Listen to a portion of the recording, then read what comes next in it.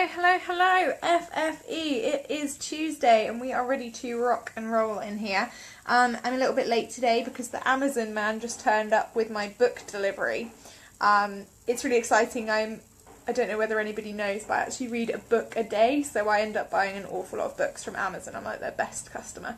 And last week, Sam at work actually met a guy called James Kerr, who wrote a book called Legacy, which I've wanted for a long time. And it's basically the chap who was the coach for the New Zealand All Blacks, which are a famous kind of rugby team, for those of you who don't know. But he basically took them to the next level, all through kind of like mindset techniques and visualization, all that kind of stuff. So epic book. Hey Alicia, how are you, my love? Let me know when you guys are here. It usually takes ages for Facebook to let people know that I'm on. Like, as normal though, hit the little share button and let people know that, you know, you think should be here. And we'll get started ASAP. So I'm not boring you, I'm just letting you know. I've been on a book binge today. So I got James Kerr's Legacy, because Sam met James Kerr on Friday at work, which was absolutely awesome. Hey Mama. I got T. Harv Eker's Secrets of a Millionaire Mind. It was a recommendation by someone in my book thread on Saturday. And I bought a new copy of Tribes by Seth Godin because mine was getting a little bit tatty. So I was like, I'll get a new one of those. And I say I bought them, but actually Sam bought them for me with old Amazon Prime. So I was very lucky, feeling pretty lucky. Hey guys. Hey Shoshana. Had to show up for the topic. Amazing. Good. Alicia's super tired. Oh no, it's only Tuesday. I'm excited. I'm like, this week is going to be epic. And it started out in a really epic way already. So exciting times. Awesome. So let's kind of dive straight in because, you know, people will join as and when. And as you join, please do say hello. It's always nice for me to be able to kind of say hi and feel like we're having a coffee together, which is always fun. But today's topic is really near and dear to my heart.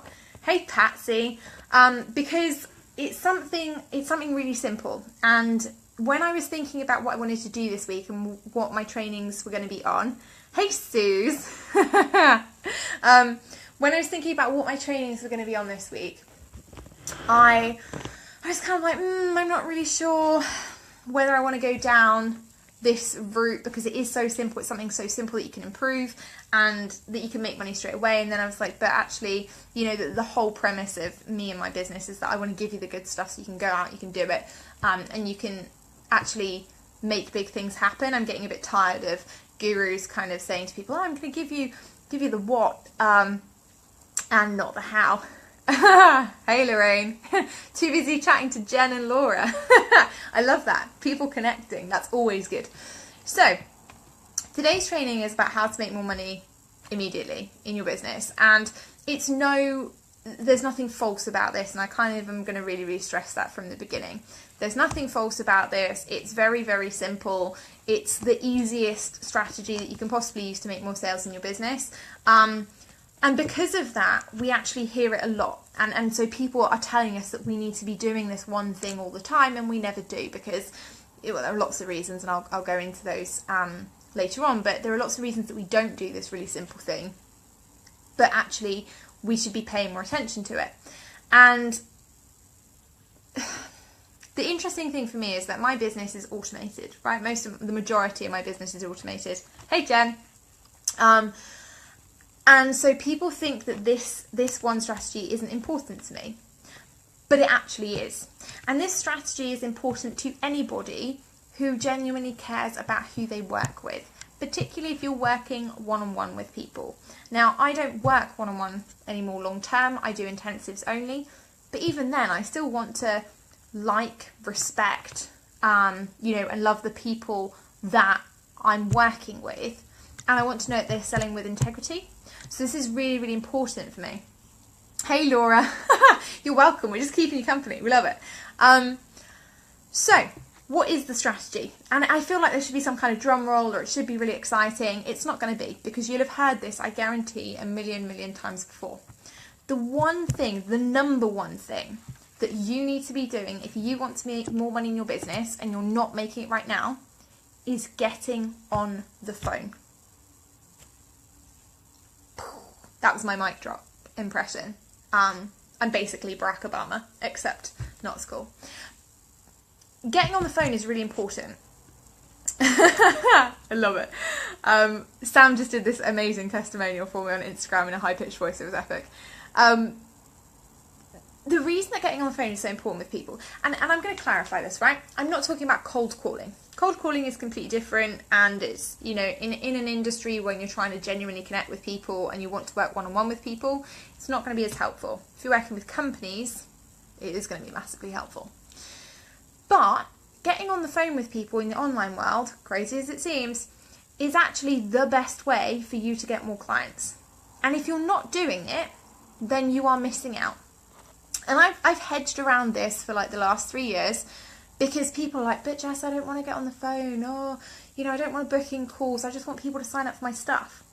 And I get that, right? My entire business is automated, okay? So I feel that pain. However, my entire business did not start being automated, right? I didn't just wake up one day and, you know, set up my business and be like, right, okay, this is just going to be like a zillion funnels and people will never speak to me. Because I actually care about the people I work with, and I care that I'm working with the right people. And for me, a discovery call is not about that person interviewing me. That's not it. It's about me saying, do I want to work with you? That's the important thing, right? A discovery call is not you kind of going, oh my goodness, I have to be amazing and I have to like tell them all these great things so that they buy my stuff. A discovery call is you genuinely connecting with somebody face to face or on the phone or whatever, and thinking, do I want to work with this person? Yes or no? Because actually you do have a choice in your business.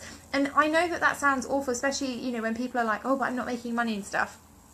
Well, you still have a choice, because if that client or potential client is a nightmare on the phone and they've got tons and tons and tons of red flags, you don't want to touch them with a barge pole. Like, you just do not, because they will be a nightmare throughout the process.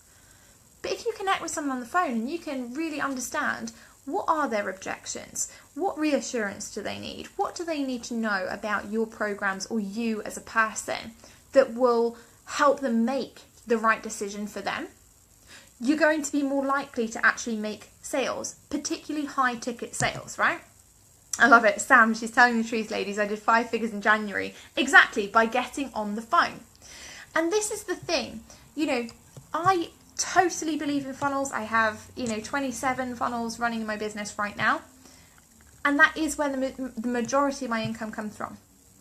However, when I started, and right up until the 2nd year of my business, I made multi-6 figures by getting on the phone with people. That's what I did. All day, every day. I got on the phone. I made genuine connections. I booked discovery calls, and I sold stuff.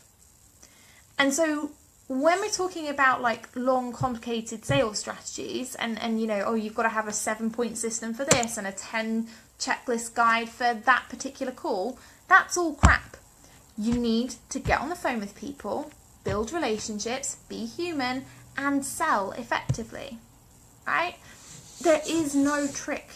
There's no trick behind it. If you are somebody who's working one-on-one with people, you need to be getting on the phone.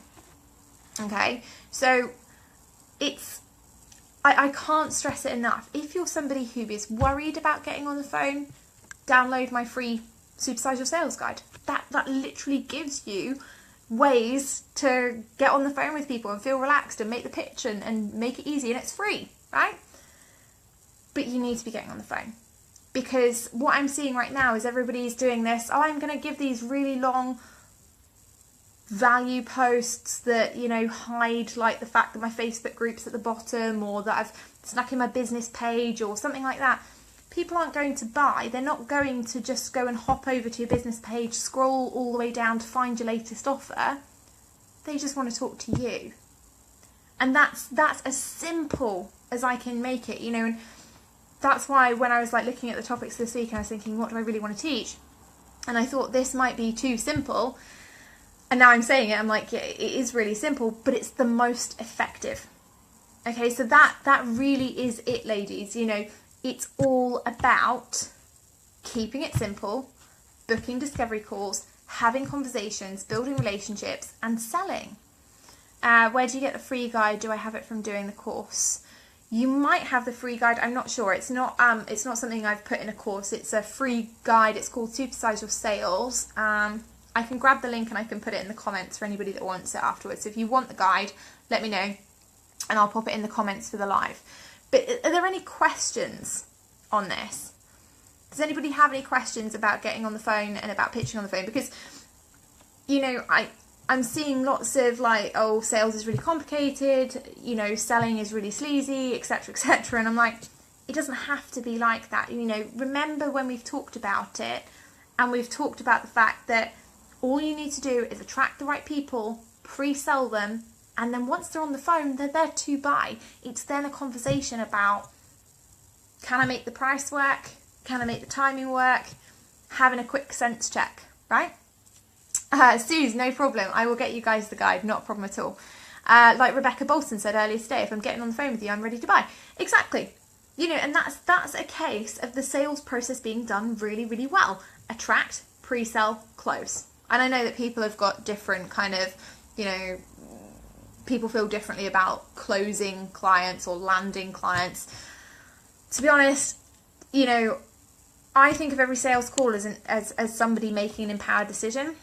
But I'm still going to say closing clients or landing clients because that's the corporate term for it, and that's just what I've grown up with, so I'm not going to change that.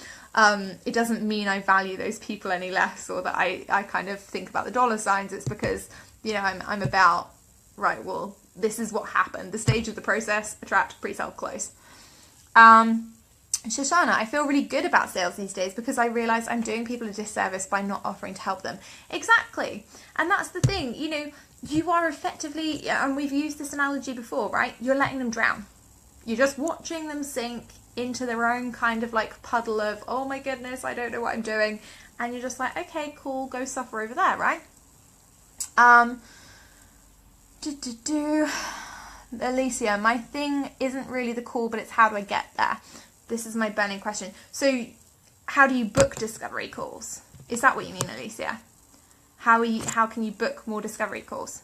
Beth, that's not true. You still need your IC on the phone. Mine IC are the ones not booking calls. Beth, which part of that's not true? Sorry, love. I'm confused.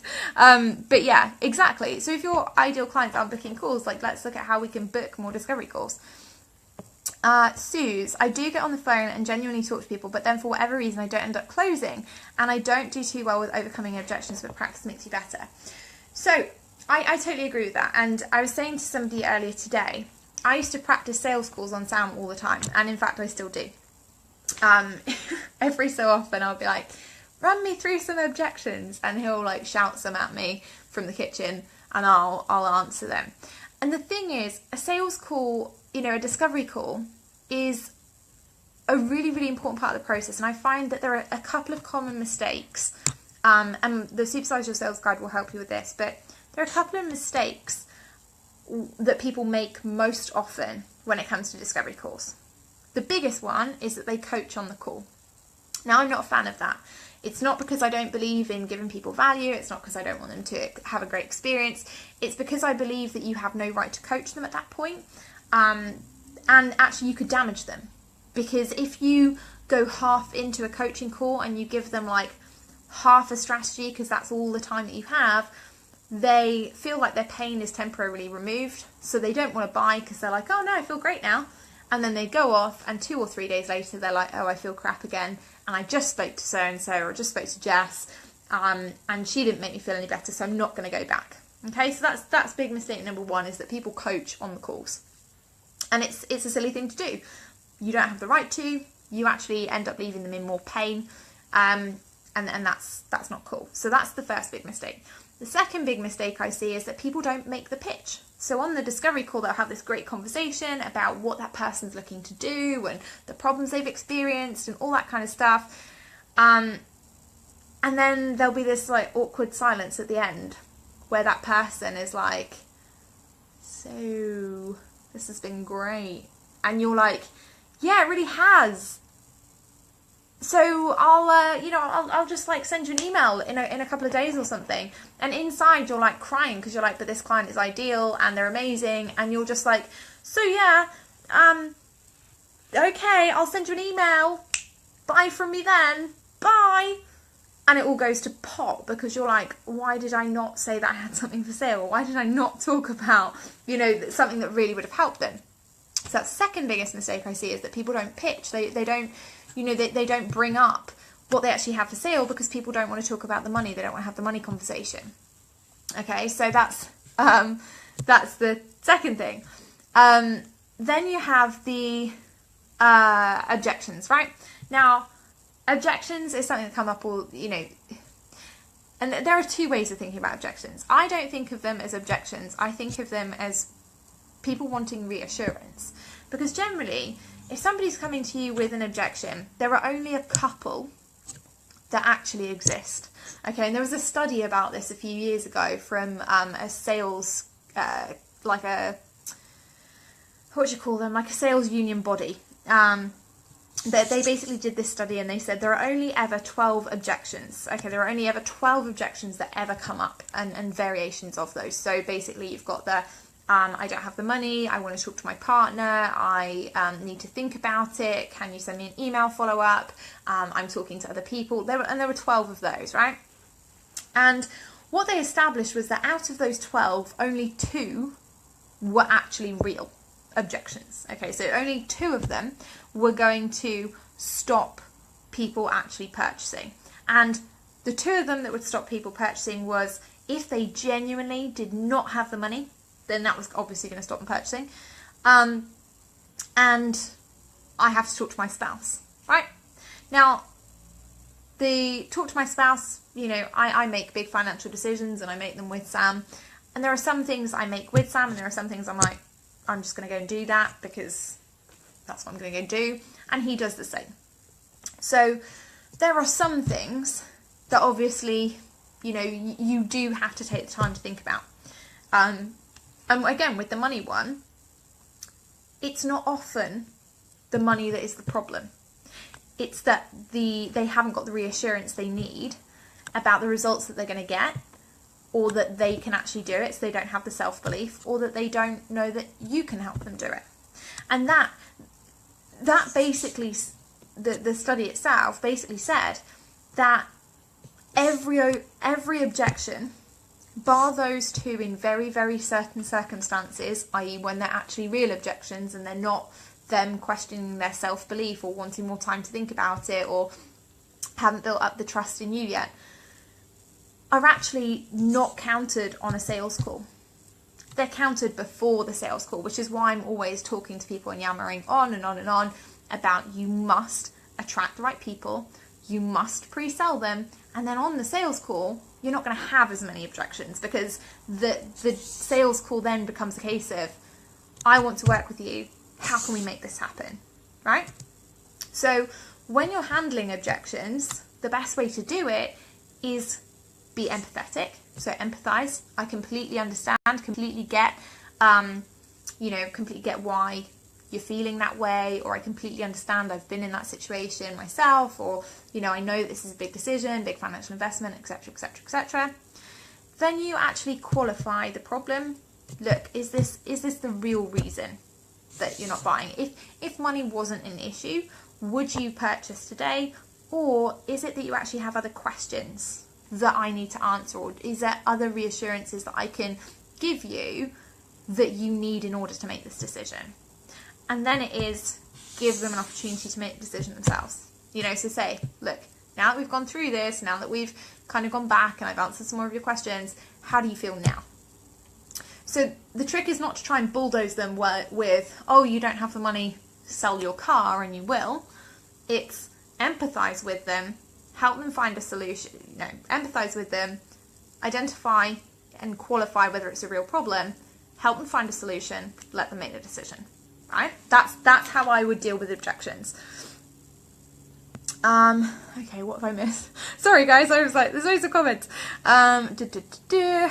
Alicia, your thing is, how do I get a call?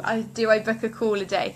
Yeah, so to book discovery calls, you need to be offering discovery calls. And again, you know, one of the big things that I see a lot is that people are like, oh, nobody books in for discovery calls with me. Are you offering them? Like, how often are you offering them? You know, when I was working one-on-one and I was like, okay, I want, you know, new one-on-one clients, I would be offering discovery calls all the time. You know, no, I wouldn't necessarily be going into other people's groups and being like, hey guys, you know, hook up if you want like one of the 5 free sessions I have on my calendar next week, because generally we know that those people have more than 5 free sessions. But I would be offering discovery calls regularly to my community and to my email list and things like that. And I still do. Whenever I have like time in my diary, I'm like, right, okay, I'm going to email my list and I'm going to offer them some calls. I love it, Mema, top discovery call coach. Jen, that's the best explanation for not coaching on a discovery call I've ever heard. Thanks. Suze, I make sure I pitch, but then I don't overcome objections. Hopefully I just answered that for you. Beth, that could be the problem. I always end up coaching about one issue, but that's what my discovery call says I will do, so I'm confused. Beth, I think you have access in the Cash Creation portal to my sales guides, my sales scripts and objection handling guides. So you can actually go into the portal and you can go through those trainings. There are like 3 video trainings and my exact sales scripts and objection handling guides. They're all in the Cash Creation portal for you. You can use those to your heart's content. Like, I explain exactly on there how to walk through a discovery call and how you go through that. I love that. Lorraine, oh, that's a bit expensive. Could I do half the amount of sessions and cut the cost down? That's one that people hear quite often. Shoshana, I've also started to think of it as retail. You get people walking in and out of the store. Some will buy, some won't. If they say, I'll come back tomorrow, you know they won't. So you've got to pull out all the stops to make and buy it today if you feel really good about it and it's with integrity. Yeah, this is the important thing. For me, it's about integrity, right? If you're getting on a discovery call, you should already know that person. You should really like that person and be excited about working with them. That's how my discovery calls have been, you know, because for me, I spend a lot of the time on the attracting the right people and pre-selling them. So when they get on the phone, they're 90% yes anyway, if I'm honest. Like, everybody that gets on the phone with me is like, oh, and there have been times where I've said to people, look, you need to get on the phone with me, just in case you get on the phone, you're like, actually, I don't like her and I think she's a bit crazy and I don't want to work with her. You know, so it is really important to sell with integrity. It is really important to check these people out on the phone, on Skype, make sure that they are the right fit for you and you're the right fit for them. Lorraine, this has stopped me from getting upset about browsers who never book a call or just check out my website. Not every inquiry is meant to be. Exactly. Releasing expectations creates more sales. Yes, exactly. If you go into every single sales call seeing dollar signs, you're going to be very, very disappointed, because that's not how it works. You know, you've got to go into the sales call with the understanding that this is a conversation with somebody, helping them make a decision and helping you make a decision on whether or not that relationship is right to be a working one or not. Tanessa, you're amazing. Thank you. Thanks, my love. If money wasn't an issue, I'd be like, yes, yes, yes to everything. There are so many amazing women in this group. There are. You know, there are so many amazing women in this group. And that's the thing. I think the thing about money is that, and we were talking about this the other day, I think it was you, Lorraine, that said, would I still make the investments that I do if I didn't have the money? And my answer was yes, I'd find a way to make it happen. And that's not me being kind of flippant about it, because I've been there where I didn't have the money to make the investments, and I made some interesting decisions at those times to make it happen, because I was like, well, there's no other option for me and I'm all into this. Other people have different responsibilities, they have different you know, stories and paths and financial situations, and I don't judge anyone for that. The discovery call though, you know, those people should be qualified in advance, knowing that if they come to that call, you are going to pitch them and that there is going to be some kind of either I think we should work together or I don't think we're a great fit, but here's some recommendations. Does that make sense? Like, we should always be pre-qualifying our clients before the discovery call, because otherwise what happens is people get like 15 discovery calls and they're like, oh, but I only closed one person. That's a complete, you know, waste of your time. It doesn't manage their expectations around what's going to happen on the call. It doesn't help them. It doesn't help you, right? That makes absolute sense. I'm just afraid to do it too often. Once I start, I'm afraid of rejection. Do you know what? Rejection happens all day, every day. Every time I walk down the street and I don't get wolf whistled by a builder, I'm rejected. That's how I see life, right? Every single time that happens, feminist or not, you know, that's rejection, okay? Every time I say hello to somebody in the street and they don't say it back, I'm rejected. Every time and I do this from time to time, I send out personal emails to people and personal messages, and you know, people just ignore them because they're like, oh no, Jess is going to try and sell me something. And in reality, I'm not. I'm just checking in to see how they're getting on. And so they ignore them. It's rejection. Rejection's part of being a business owner. It's part of life. You know, Max rejects me all the time. I call him on the field. He completely ignores me and goes to every other, you know, person/dog. And you know, barks at them horrendously and just completely ignores me. I'm rejected by my own pet. You know, it happens. That's the simple fact. And actually, you know, the weird thing is that once you start putting yourself out there, the rejection is actually a lot less than you would think. You know, the problem is that we build it up in our minds. We have all this anticipation around, oh my goodness, I'm going to put out a post, nobody's going to like it, nobody's going to comment on it. You know, then everybody will see it, but and you know, it will be like public rejection, and that's not the case. The reality is, you'll put something out there. Sometimes people will like love it and they'll be all over it, and other times they won't. It happens to me all the time. You know, people are always saying to me, oh, but it's easy for you because everyone comments on your stuff. I'm like, there's plenty of stuff out there that people don't comment on. Plenty of stuff. Like, there are plenty of offers that I've launched, certainly in the first 2 years of my business, that sold nothing. I'm okay with that. Like, they were offers that I'd created that weren't in alignment with what I was doing. They didn't make sense to my audience. I totally confused them. I launched them at the wrong times. People didn't buy. I don't blame them.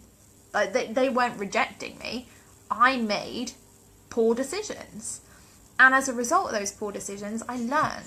You know, when I learnt the lesson, I was like, okay, well, I won't do that again. And now I know how to make more sense and things like that. So, you know, never worry about, I can say it like really easily, never worry about rejection. Of course you're going to worry about it. But it's not going to happen as often as you think. It's never going to be as bad as you think.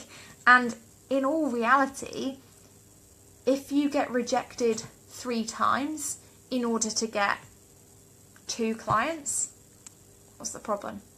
Like, that's the thing. I lost every fear of rejection I had when I wanted to make my business work, because I was like, for every 5 people I talk to, statistically, even if you're like, if you're super average at sales, statistically, for every 5 people you talk to, you will land 1 client. That's a statistic. So even if you don't like have any sales skill at all, statistically, 1 in 5. Right?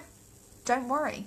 Don't worry so much about other people's judgment. What they think does not matter. Like, your business has to survive, and in order for it to do that, you need to be getting on the phone. Yeah? Suze, how do you pre-sell? Pre-selling is an interesting one. So you attract people with the message that you put out there, and you attract people with the way that you act, your story, you know, the things that they resonate with, all that kind of good stuff. The pre-sell is when you give people opportunities to be nurtured by you. It's when you give people value, right? I give value every day in this group, every single day. That's pre-selling. Most people, when they get on the phone with me, are like, I want to work with you, I just don't know how to make it happen. It's because they've been well nurtured, they've had a ton of value from me, they know, like, and trust me, and that's your pre-sell. So you can do it in lots of different ways. I personally do it by showing up in my community regularly. I give a ton of value, you know, that's who I am anyway as a person. Other people who are like, oh, I don't necessarily want to do it that way, have things, you know, that nurture their audience in different ways. They might have automated email sequences. It might be that they release a series of opt-ins. They might do a video series or something that's going to be educational. It might be that, you know, actually they nurture people through a podcast or through blogging, or like there are lots and lots of different ways. But basically your pre-sale is your nurture. It's showing people value. It's showing people what they're actually going to get from you. And it's helping them make that decision around, is that somebody that I want to associate with? Is it somebody that I want to get to know better? And is it someone that I want to work with? Does that help? Again, that's in the free guide as well. The attract, pre-sell and close stages are all in there. Mema, I really want to fill one particular package. Should I tailor my discovery call invites to talk about it? Yeah, absolutely.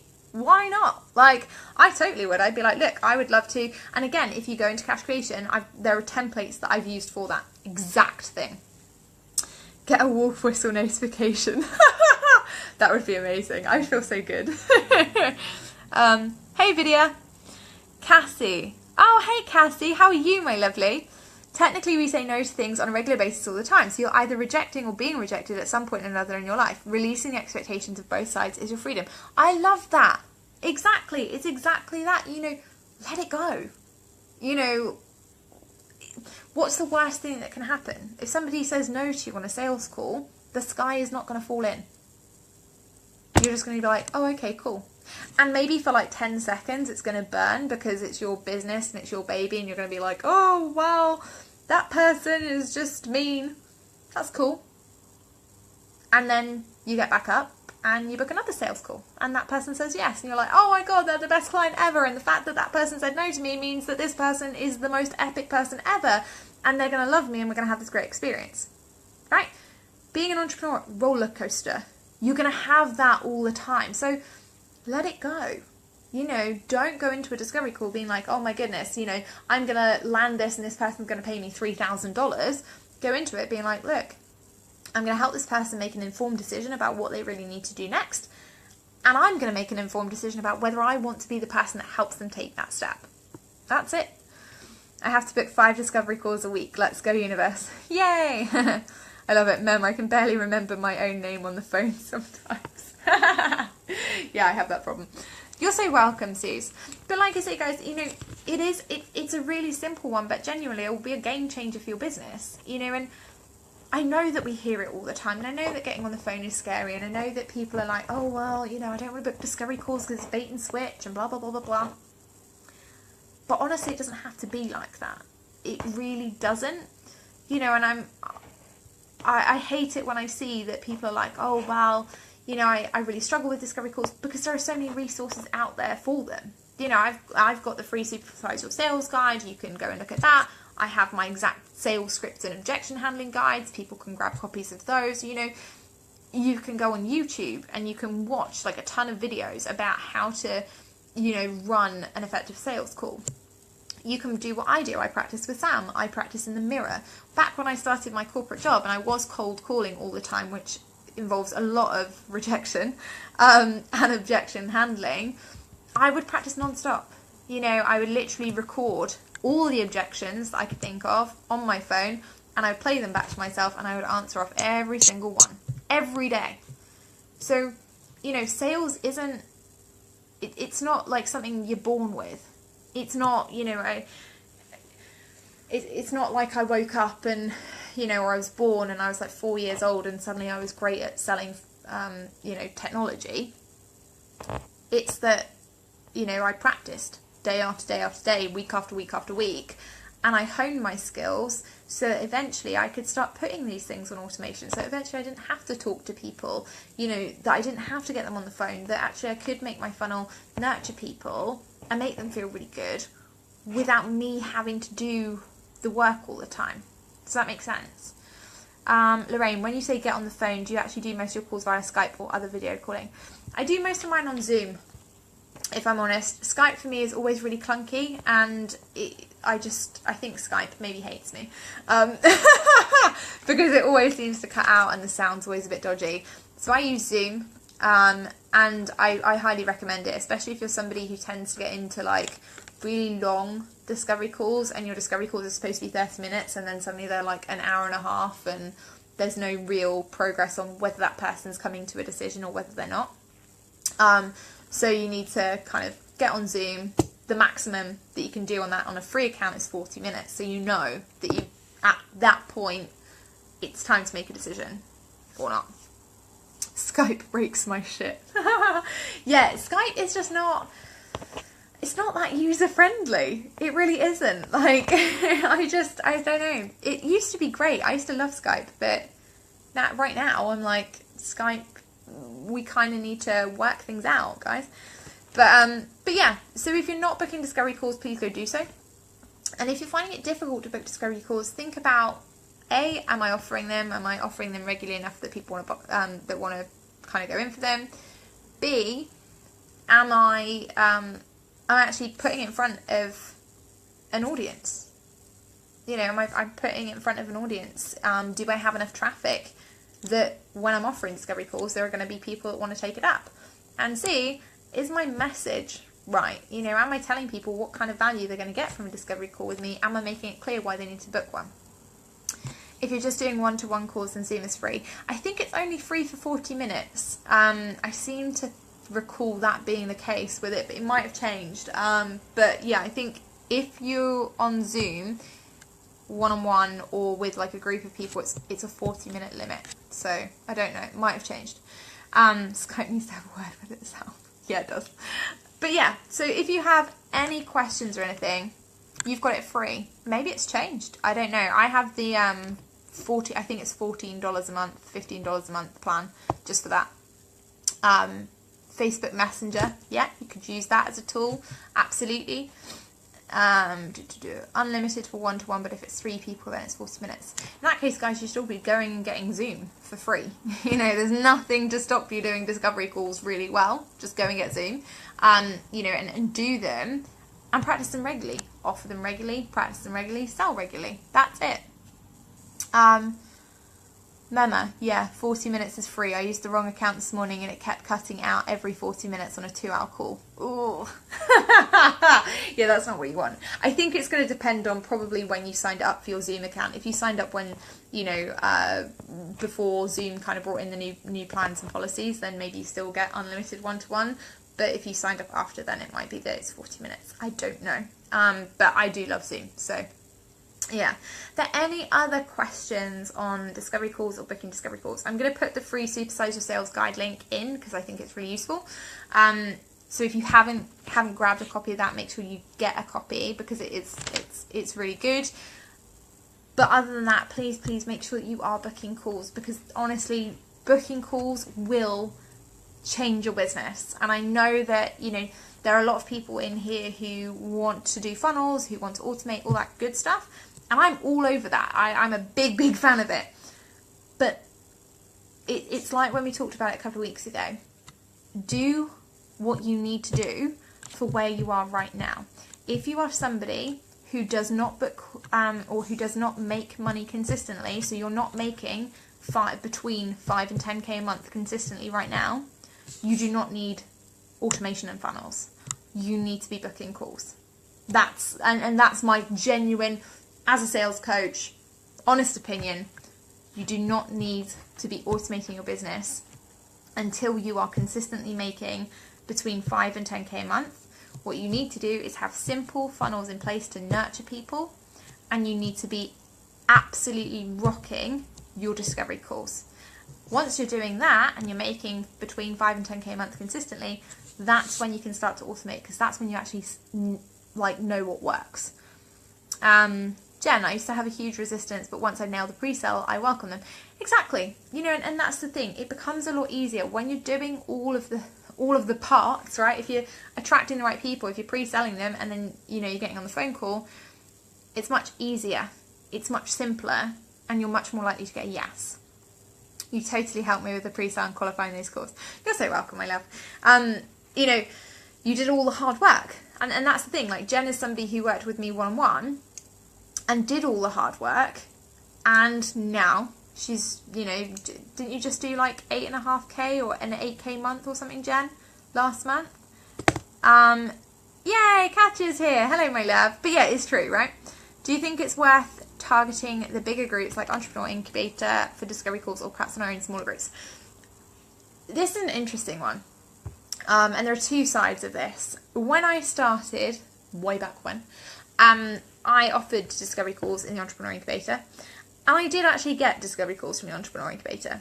However, I was somebody in there at that point. If anybody's read my article on how Facebook groups changed my life in HuffPost, then you'll see that back when I started my business and I wanted to be prevalent online, I did actually interact in those groups. So I built relationships, and therefore I would get discovery calls. However, what you have to remember, and I've said this, I think, to my cash creation guys recently, or the Dotties, I think it might have been. Exactly, 8K in 2.5 weeks, which is awesome, by the way.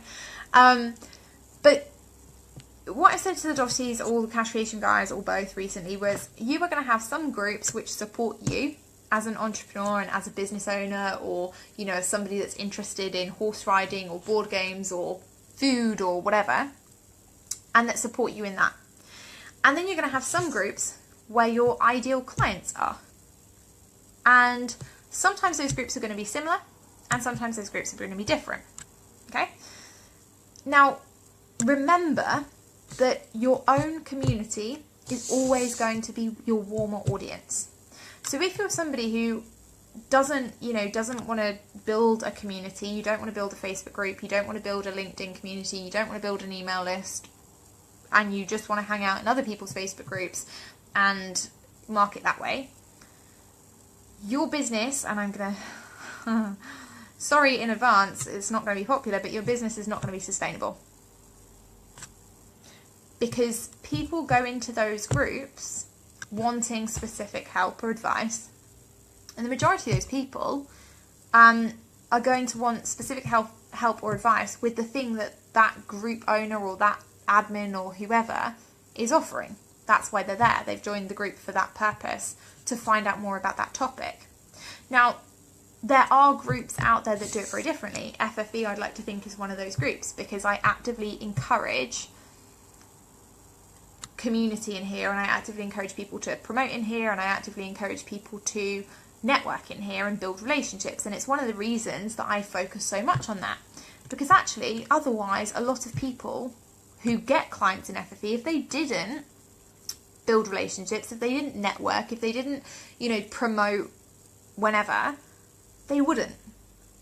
Because drive-by promoing doesn't work. It's that kind of simple. So in the groups that you are an active participant and you're somebody who shows up, gives value, so Lorraine, for example, in FFE, if there were, and we've seen this recently, there are people in here who are like, I want to learn more about eating healthy. They will come to you straight away because you show up, you give consistent value, you're somebody who's always there, you're supporting other people, etc, etc, etc. Easy. If you're somebody who doesn't know the group at all, and you rock up and you go, I've got 5 free spaces in my calendar, which I'm sure nobody in here would ever do, but just as a PSA, if you do that, the group owner is going to be a bit pissed off, because they're going to be a bit like, well, drive-by spamming is not ideal. And also people in the group are going to be like, who is this person? No, I'm not going to buy from them. That's creepy and weird. And that's experience as somebody who's been on both sides of the coin. I get drive-by promos in FFE a lot. We delete them all. We delete people that don't adhere to the rules. We don't, if people come in here and they don't add value and they promo, usually I'll message them if I've got time. Otherwise, I just delete it. If they haven't given value, if they haven't shown up, if they haven't engaged with people, if they haven't supported other people, had conversations, then no, they don't get to promote, because this is a community that's built on relationships, it's built on networking, and it's built on genuine value, and that's what works for people. That's why I try and make people do it, right? It's not just because I'm like, oh, I just want you to have all these conversations. It's because that's what works. That's what's going to get you clients, showing up, being genuine, building relationships, adding value, and asking for the sale. That's how it works. Exactly, Jen. Yuck, it's gross. Like getting naked in a bar. People don't like it. I want to know whether you've got personal experience with that memo. Katya, I just delete and block. Yeah, exactly. There are lots of different ways that people do it, but the thing is, you want to be thinking about, are the groups that I'm in, are they groups that I'm being supported and learning in, or are they groups that I'm looking for ideal clients in? And if you can, I would try and have like separate spaces, because otherwise it becomes very difficult. You know, when we did the Standing in Your Truth challenge, for example, a lot of people hadn't had a space where they could really just be open and authentic and real, because actually so much of the time we're looking for clients. So we've always got to have the like client mask on in case, you know, somebody doesn't think we're doing that well, or, you know, somebody's going to criticize the way we run a business or whatever. In reality, the way we want to be looking at it is, okay, make 2 separate spaces, and then it's going to be a lot easier for you. And then of course you're going to have places that, you know, your ideal clients might be, but you're using that group primarily as networking or support or engagement or whatever, or just fun.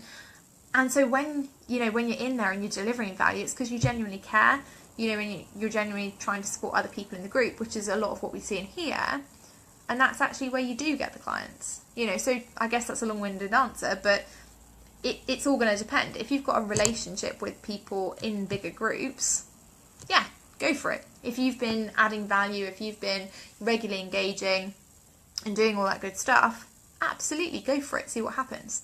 If you haven't, don't, because it's very unlikely. I mean, you could write great copy and, you know, you would get the potential of having people sign up, but they're not qualified prospects. They don't know you. They don't know what you're about. They don't know your message. And so actually when they get on the phone with you, that's not a warm lead. That's a totally cold prospect that you've probably never met before. And so actually that then makes it a cold sales call, which can be even more difficult to manage, you know. So it just depends on how you feel about it. Remember, I've been in a bar where somebody has tried to get naked. It was awkward for all of us concerned. Yeah, I bet it was. Groups are like pubs. They have different vibes and everyone has their own local. Exactly. And that's the thing. Ultimately, group owners work really hard to cultivate specific communities. You know, I'm somebody I'm like, look, promote in here. Absolutely. I appreciate that everybody shows up. I appreciate that people engage. I appreciate that people support. And so as an adult, I think it's a good idea that people are allowed to promote their services, because I appreciate that everybody shows up, right? But what I don't appreciate is when people show up and they try and do like a sneaky little promo and a long blog post when they haven't added any value. I don't appreciate it when people don't listen to the rules about not sharing stuff from their business page or not sharing videos, because we can't watch all of them, no matter how lovely they are. And, you know, just pop me a message and let me know and I'm fine with it. But those people, they don't get any engagement. They don't then get sales, and then after about 6 weeks of trying it, after they've posted 3 to 5 times a day or whatever, and they've tried the traditional strategy, they leave. So you don't see them again, because they didn't cultivate any relationships. They just came in, tried to use it for a purpose, didn't work out, and they're gone. You know, that's the way I see it. Does that make sense? Does that help? Are there any other questions? Has anybody got any other questions? Like, discovery calls are a popular topic. But it is true, you know, if you go out and you book 5 discovery calls this week, you will get 1 new client. That's a fact. Unless, of course, you don't pitch any of those clients and you don't offer any of them the sale, and you're kind of like, you don't show up to the calls or something. In which case, that's different. But if you have 5 calls, you get 5 people on the phone, you offer the sale 5 times, you do all that kind of work, then you are pretty much guaranteed to get a client. So, you know, that's a really good thing for everybody. Shoshana, yes. Good. Okay, good. All right, then, my lovelies. If you have no other questions, I'm going to love you and leave you for the evening, afternoon, morning, wherever you are in the world. But like I say, sales doesn't have to be difficult. Honestly, the only thing that if you're not making between 5 and 10k a month consistently right now, the only thing you need to be doing is focusing on getting people on the phone. Okay, that's it. Getting people on the phone. Doesn't matter how small your Facebook group is, doesn't matter how small your email list is, doesn't matter. You just need to work out, okay, how can I get the message across that I actually want to talk to these people?